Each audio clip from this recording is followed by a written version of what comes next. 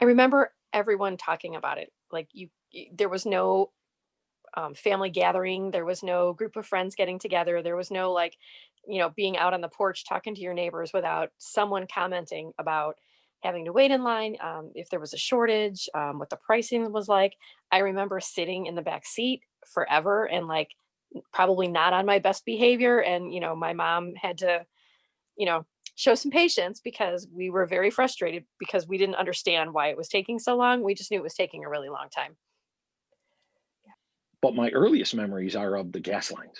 And I know those started in the late 70s, but by the time this trickle down economics theory that he propagated came through, we were you go to get gas and you you need to take your time because there would be lines that kind of went out onto the road around, and there weren't nearly as many gas stations there. And of course, I don't think there were nearly as many people driving, so maybe that makes sense. But I just remember going with my mom or dad a couple of times and sitting, for a good 45 minutes before you could get to a pump and pump your gas. And then I remember my dad specifically complaining about the price of gas because back in the 70s they were paying like, I don't know, or 60 cents a gallon, something like that. And then, by the time I remember what gas was, it was like $1.20 a gallon. So literally within a 5 to 6 year period, the price doubled. So it was not the best for working families that, couldn't find a way to, find an extra $20 a week to gas up their vehicles and stuff. So I remember even teachers in classes talking about Reaganomics and how no one thought it would work and how it was a bad idea.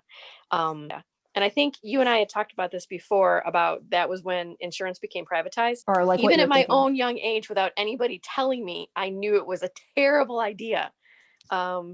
Because before that, insurance companies didn't need to make money. So the money they brought in was money they took care of their insurers with.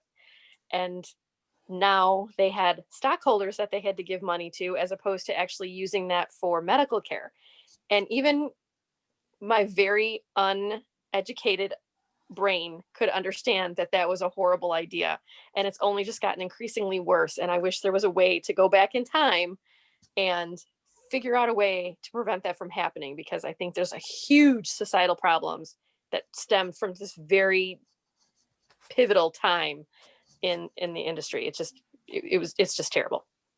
sure. So yeah, the housing crisis in 2008 was catastrophic. And hindsight being 2020, you watch some of the movies and some of the documentaries about it, and I think it was very clear that there were signs that there was something happening. But I think it's unfair to say that most people knew it was coming because I think everybody was just living so high on the hog.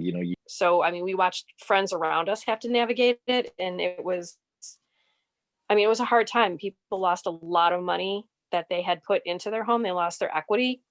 Well, I know a lot of our friends, like who may or may not have wanted to move, chose not to.